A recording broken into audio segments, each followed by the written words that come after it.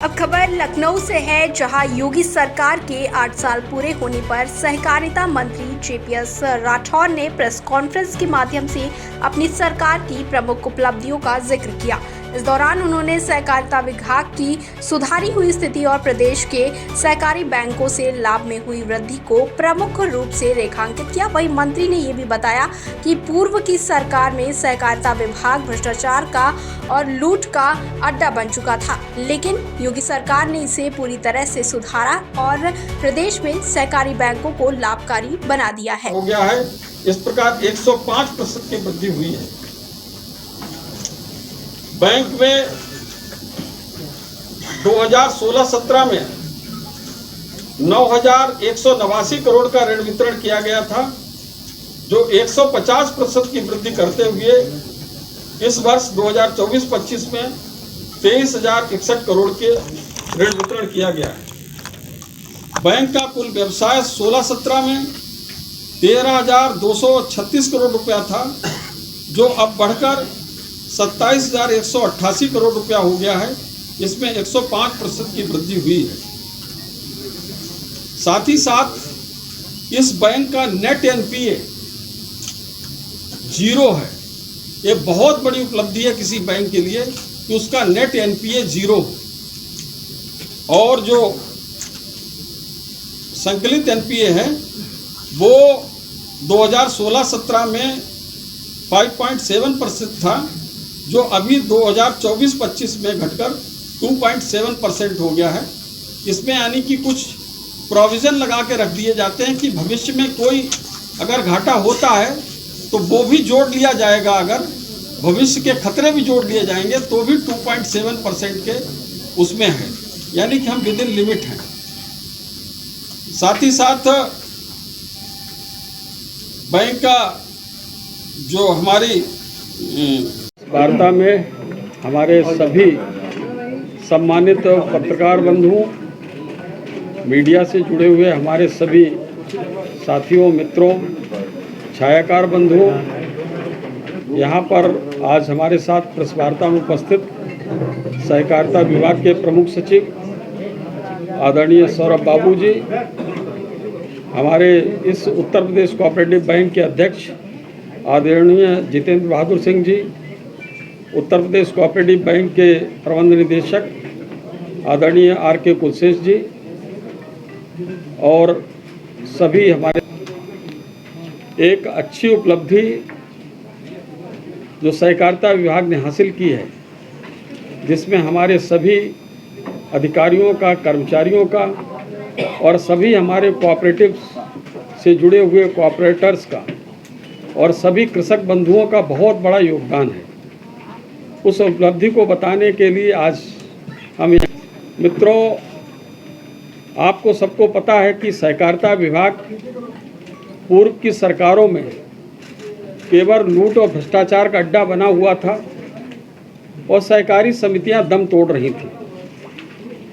माननीय मुख्यमंत्री योगी आदित्यनाथ जी के नेतृत्व में सन 2016-17 से लेकर आज 2024-25 तक इन 8 वर्षों में धीरे धीरे सहकारिता विभाग ने निरंतर साल दर साल अच्छी प्रगति की है। विशेष रूप से उत्तर प्रदेश कोऑपरेटिव बैंक की एक बहुत बड़ी उपलब्धि है, जो इस वर्ष सन 2024-25 की बैलेंस शीट बन रही है, तो उसमें इनका नेट प्रॉफिट 100 करोड़ रुपए से ऊपर आया, यानी कि 1 अरब से ऊपर इस बैंक का प्रॉफिट हुआ है, जो कि प्रॉफिट सन 2016-17 में मात्र 32 करोड़ 42 लाख था। अब ये 100 करोड़ 24 लाख हो गया है। 2021-22 में ये 50 करोड़ 70 लाख था, 22-23 में 60 करोड़ 76 लाख हुआ और 23-24 में 72 करोड़ 83 लाख और आज ये 100 करोड़ 24 लाख हुआ है। और इसमें काफ़ी अच्छा अमाउंट हो गया है। इस प्रकार 105% की वृद्धि हुई है। बैंक में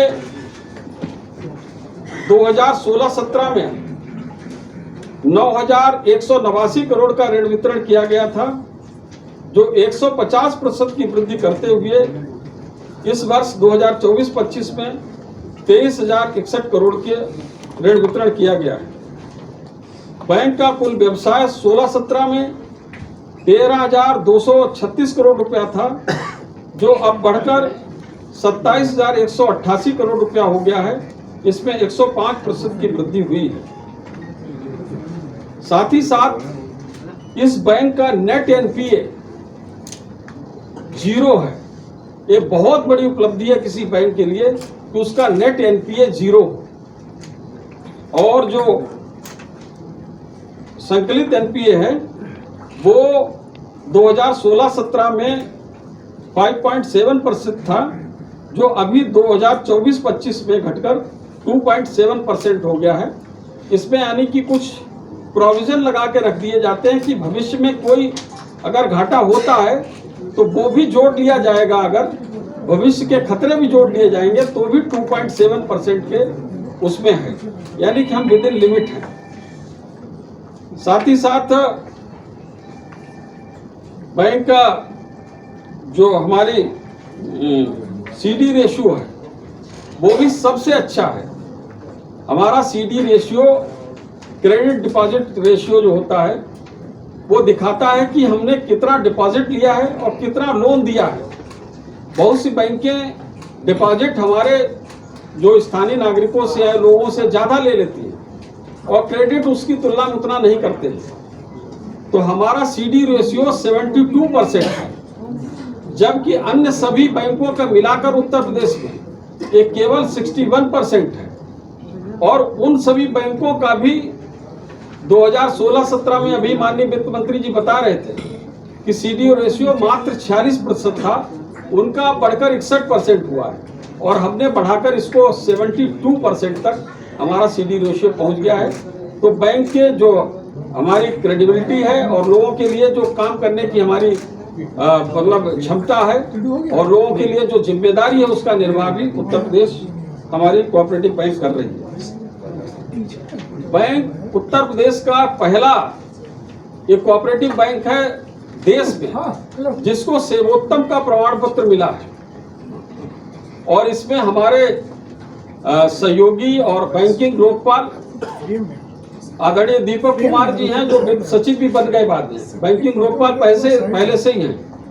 तो हर प्रकार की व्यवस्थाओं को हमने, जो रिजर्व बैंक ऑफ इंडिया के मानक हैं कि बैंकिंग लोकपाल भी होना चाहिए, और जिस प्रकार के मानक उनके हैं वो रिजर्व बैंक ऑफ इंडिया के सभी मानकों को हम पूरा कर रहे हैं। साथ ही साथ हमारे वर्तमान समय में इंटरनेट बैंकिंग की सुविधा हो, मोबाइल बैंकिंग की सुविधा हो, IMPS हो, UPI हो, जिन्होंने भी इस लक्ष्य को पूरा किया, जो कि लगभग 10 करोड़ रुपए से ज्यादा का प्रॉफिट है। वहाँ पर सबसे ज्यादा प्रॉफिट जिला सहकारी बैंक का 21 करोड़ 50 लाख का लखीमपुर जिला सहकारी बैंक का है, और उसके बाद मुजफ्फरनगर, मेरठ जिला सहकारी बैंक, मुरादाबाद जिला सहकारी बैंक, इनका प्रॉफिट अच्छा आया है। 20 करोड़ किसका है? मुजफ्फर की किस तरीके से बैंकों ने धीरे धीरे प्रगति की है, लेकिन अभी थोड़ी सी चुनौतियां बकाया है, उनको हम दूर करने वाले हैं।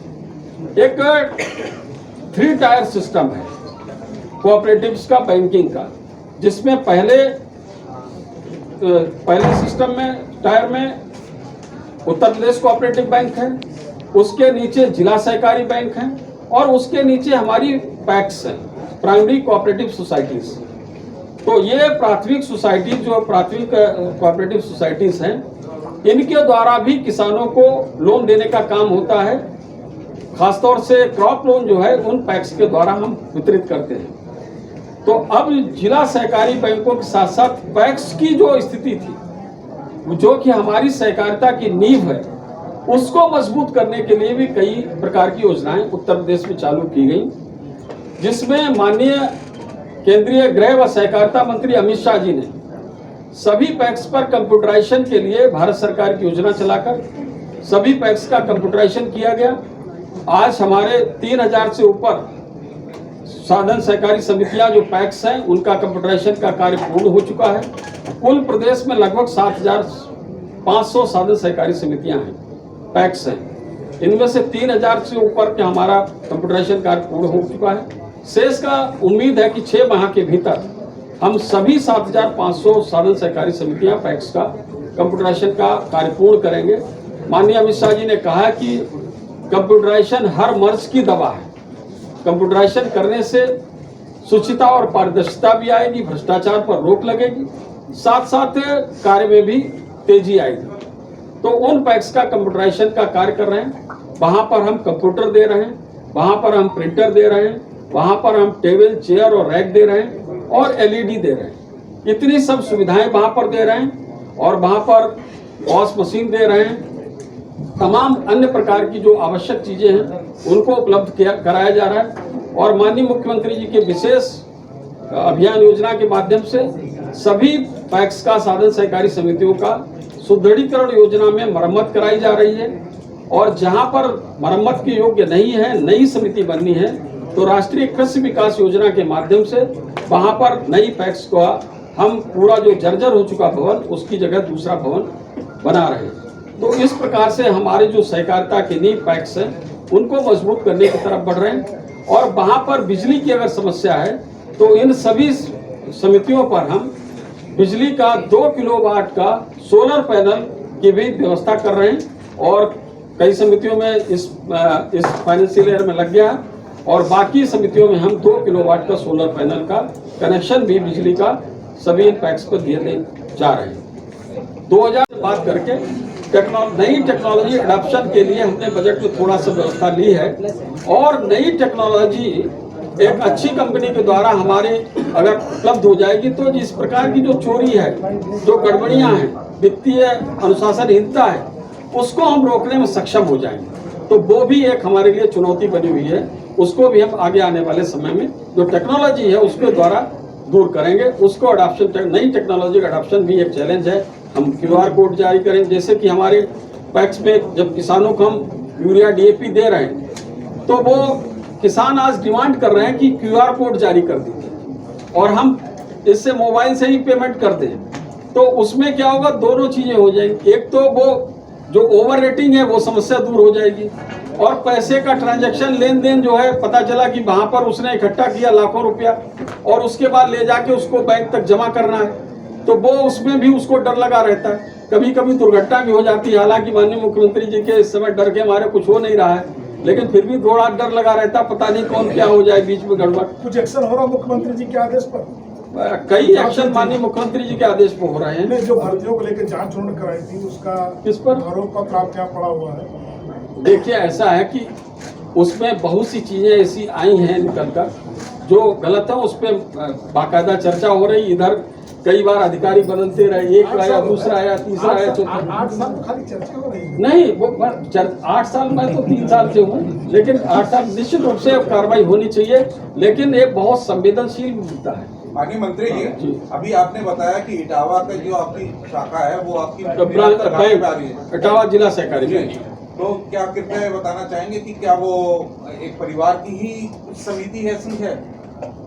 नहीं, वो जिला सहकारी बैंक सबकी है और वहां पर उसके अध्यक्ष चूंकि आदित्य यादव जी हैं, जो सांसद भी हैं वहाँ बदायूं से, वो जिला सहकारी बैंक के अध्यक्ष भी हैं।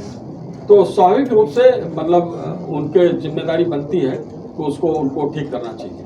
मतलब 8 साल हो गए हैं, जॉब अपॉर्चुनिटी कितनी आई है इस कोऑपरेटिव सेक्टर में? देखिए, अभी इसको लेकर भी काफी चर्चा वार्ता चली। अब जैसे जॉब अपॉर्चुनिटी तो यहाँ पर बहुत ज्यादा है, लेकिन चूंकि बैंकों की पेइंग कैपेसिटी इतनी ज्यादा थी नहीं, सहकारी संस्थाओं में प्रॉफिट ही नहीं था और प्रॉफिट बगैर हम और भर्तियां कर लें तो पता चला कि हम पेमेंट ना करने की वजह से और बुरी स्थिति पहुंच सकते थे। अब हमारी जिला सहकारी बैंकें जैसे हम दिखा रहे हैं प्रॉफिट मारे, अब हम भर्ती की तरफ बढ़ेंगे। आपको 6 महीने में दिखाई पड़ेगा कि कोऑपरेटिव में कई हजार भर्तियां निकलने वाली हैं और मुझको लगता है कि 5 से 10 हजार भर्ती हम इस साल में कोऑपरेटिव सेक्टर में करेंगे। और वो भी भर्तियां जो हैं जो पारदर्शी तरीके से ही होगी। और IBPS संस्था है, ये जो है जिसमें रिजर्व बैंक ऑफ इंडिया की संस्था है, भारत सरकार के उसमें काम करती है। कई नेशनलाइज्ड बैंकों के द्वारा इससे भर्ती ली जाती है, तो उस संस्था के द्वारा हमारा MOU हो गया है IBPS के द्वारा। तो IBPS के द्वारा हम इन बैंकों में और कोऑपरेटिव अलग दूसरी समितियों में भर्ती की तरफ आगे बढ़ रहे हैं। 2500 में मात्र 1400 पैक्स क्रियाशील थी, काम कर रही थी। आज लगभग 7000 हमारी पैक्स काम कर रही थी और इन पैक्स पर कार्य व्यवसाय के लिए पूंजी नहीं है। तो माननीय मुख्यमंत्री जी ने विशेष कृपा करके इन सभी साधन सहकारी समितियों को 10-10 लाख रुपए की कैश क्रेडिट लिमिट दी गई, जिसके माध्यम से वो फर्टिलाइजर का इफको या दूसरे अन्य कंपनियों से फर्टिलाइजर खरीद सके और खरीद के समय पर किसानों को उपलब्ध करा सके। और उसका जो उस पे कैश क्रेडिट लिमिट पर जो जिला सहकारी बैंकों के माध्यम से हमने पैक्स को उपलब्ध कराए, उस पर जो भी ब्याज आएगा वो हमारी उत्तर प्रदेश सरकार के बजट के द्वारा दिया जा रहा है। अभी माननीय मुख्यमंत्री जी ने 21 मार्च को उत्तर प्रदेश कोऑपरेटिव बैंक के AGM में इस लिमिट को बढ़ाकर किसानों के हित में एक और बड़ा फैसला किया है। उसको 10 लाख से बढ़ाकर 15 लाख करने की घोषणा भी की है, ताकि समय पर हमारे किसानों को यूरिया, DAP और सभी जरूरी चीजें मिल सके। तो इस प्रकार से सहकारिता के क्षेत्र में एक नई उपलब्धि है। हमने बीच में 1 सितंबर से लेकर 1 सितंबर 2023 से लेकर 30 सितंबर 2023 तक एक महासदस्यता अभियान सहकारिता विभाग द्वारा चलाया गया, जिसमें 1 महीने में 30 लाख नए सदस्य बनाए गए और 70 करोड़ रुपया शेयर कैपिटल के रूप में हमने उसमें इकट्ठा किया है। तो इस तरीके से किसानों का भरोसा, विश्वास इस सहकारिता में बढ़ा है। आज हमारी जो पैक्स हैं, साधन सहकारी समितियां हैं, अन्य सहकारी समितियां हैं, वो किसानों की समस्याओं के समाधान का केंद्र बन रही हैं, ना कि लूट और भ्रष्टाचार का अड्डा बन रही है। तो माननीय मुख्यमंत्री जी के मार्गदर्शन में ये कुछ काम हो रहे हैं, जिनको मैंने आप लोगों को अवगत कराया है। अगर कोई आपका प्रश्न होगा तो उसको भी करेंगे। इसी प्रकार के बाकी संस्थाएं भी हमारी धीरे धीरे प्रोग्रेस कर रही, उनकी तरफ भी माननीय मुख्यमंत्री जी का विशेष ध्यान है। धन्यवाद। 20 करोड़ का इम्बैलेंस है, कहीं पर 30 करोड़ का इम्बैलेंस है, कहीं 50 करोड़ का इम्बैलेंस क्या है कि वो उन्होंने दिखा दिया कि हमारा ये इस पैक्स पर बकाया है और पैक्स कह रहा है कि नहीं हमारा 30 करोड़ नहीं 15 करोड़ बकाया है। और उसके बाद पैक्स ने वो नीचे किसानों को लगा दिया है, ऋण दिया हुआ है। तो उसकी वजह से थोड़ा अभी मजबूती आने में थोड़ा समय लगेगा। हम इस स्थिति में पहुंचना चाहते हैं कि अगर कोई झटका भी लग जाए तो हमारा प्रॉफिट इतना ज्यादा हो जाए। अगर हम 5 साल में 50 करोड़ का प्रॉफिट कमा लेंगे, तो अगर हमारा 10-20 करोड़ का रुपए का कुछ इधर उधर भी होगा तो बैंकें हमारी बियर करेंगी। ये हमारी प्रमुख रूप से चुनौती है। मंत्री जी लगातार आप प्रयास कर रहे हैं, बैंकिंग सिस्टम को लगातार अच्छा बना रहे हैं और काफी उसमें अच्छी चीजें भी सुधार देखने को मिल रहा है। लेकिन आपको क्या लगता है बैंकिंग सिस्टम में ऐसी कौन सी चीजें हैं जिसमें आपको लगता है कि और सुधार करने की आवश्यकता है? देखिए, ऐसा है कि अभी हमारे पास क्या है, टेक्नोलॉजी की थोड़ी सी पॉजिटिव पे सिस्टम हो, PPS, सभी प्रकार की सुविधाएं उत्तर प्रदेश कोऑपरेटिव बैंक द्वारा दी जा रही है और तमाम प्रकार की उत्तर प्रदेश सरकार के द्वारा जो योजनाएं चलाई जा रही हैं, जिसमें माननीय मुख्यमंत्री जी ने अभी चालू की है मुख्यमंत्री युवा उद्यमी विकास अभियान, उसमें भी हमारा उत्तर प्रदेश कोऑपरेटिव बैंक और उससे जुड़े हुए जिला सहकारी बैंक उसमें जुड़ रहे हैं। अब दूसरा, मैं उत्तर प्रदेश की हमारी 50 जिला सहकारी बैंकें हैं, उनके बारे में भी कुछ बताना चाहता हूं। 50 जिला सहकारी बैंकों की जो पूर्व स्थिति थी 2016-17 में, सभी बैंकों का कुल मिलाकर प्रॉफिट 70 करोड़ रुपया था, जो आज हमारा 2024-25 में कुल प्रॉफिट 50 जिला सहकारी बैंकों का 162 करोड़ रुपया हो गया है। और हमने उत्तर प्रदेश कोऑपरेटिव बैंक के द्वारा अभी माननीय मुख्यमंत्री जी ने एक AGM में माननीय मुख्यमंत्री जी मुख्य अतिथि के रूप में आए थे, उनके करकमलों से 75 करोड़ का लाभांश भी सभी जिला सहकारी बैंकों को उत्तर प्रदेश कोऑपरेटिव बैंक के द्वारा देने का काम किया है और वो लाभांश फर्दर पैक्स और किसानों में वितरित किया जाएगा। तो इस प्रकार से सभी जिम्मेदारियों को पूरा करने के बाद भी उत्तर प्रदेश कोऑपरेटिव बैंक भी लाभ में है और हमारी इस समय इस 2024-25 में कुल प्रदेश की 50 जिला सहकारी बैंक हैं। इसमें 50 में से 49 जिला सहकारी बैंक इस वर्ष प्रॉफिट में हैं। एक केवल जिला सहकारी बैंक घाटे में आई है, वो है इटावा जिला सहकारी बैंक और उसकी वजह यह है कि वहां पर एक वित्तीय अनियमितता लगातार चलती रही 2014 से लेकर और वो पकड़ में अभी आई है 2024 में। तो उसको जांच हुई तो उसमें 102 करोड़ रुपए का घोटाला पकड़ा गया। उसकी जांच चल रही है और उसमें एफआईआर हुई है। लगभग 8-10 लोगों को उसमें जेल भेजा जा चुका है और उसमें प्रभावी कार्रवाई माननीय मुख्यमंत्री जी के निर्देश पर की जा रही है ताकि किसी बैंक में इस प्रकार के घपले घोटाले ना हो सके। तो केवल इटावा जिला सहकारी बैंक को छोड़कर सभी 49 जिला सहकारी बैंक हमारे प्रॉफिट में हैं। इन सभी जिला सहकारी बैंकों ने अपना जो कार्य व्यवसाय है 16-17 में इनका 28,349 करोड़ का कार्य व्यवसाय था, जो बढ़कर अब 24-25 में 40,442 करोड़ रुपया हो गया है। इसी प्रकार से इनका एनपीए 2016-17 में सभी बैंकों का मिलाकर लगभग 12.81%, 12.81% था, जो अब घटकर मात्र 5.22%, 5.22% रह गया है। हमारी 2016-17 में 16 बैंकें ऐसी थीं जो सेक्शन 11 का पालन नहीं कर पा रही थी। आज उत्तर प्रदेश की सभी बैंकें हमारी 50 की 50 सेक्शन 11 का पालन कर रही हैं, यानी कोई गंभीर खतरा उन पर रिजर्व बैंक ऑफ इंडिया के द्वारा नहीं है, जिसमें reserve bank of India NABARD उसका बाकायदा समय समय पर इनकी समीक्षा भी करता रहता है। समय समय पर वो उसका जाके वहाँ पर विजिट करते हैं, सब देखते हैं। तो उसके आधार पे सेक्शन 11 तय किया जाता है कि सेक्शन 11 का खतरा किसी बैंक को नहीं है।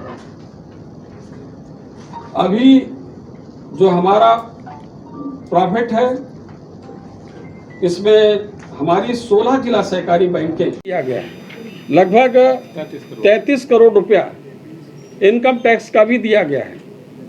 आपको ये भी बताते हुए प्रसन्नता हो रही है कि उत्तर प्रदेश कोऑपरेटिव बैंक की कुल 40 शाखाएं हैं और वो आज 40 की 40 शाखाएं भी अलग अलग प्रॉफिट में हैं, कोई भी शाखा हमारी घाटे में नहीं है। वहीं पर 2016-17 में प्रदेश में कुल 27 शाखाएं हुआ करती थी और उन 27 शाखाओं में 17 शाखाएं घाटे में थीं। आज सभी शाखाएं प्रॉफिट में हैं। साथ ही साथ और कई बातें इस बैंक के बारे में बताना चाहता हूं।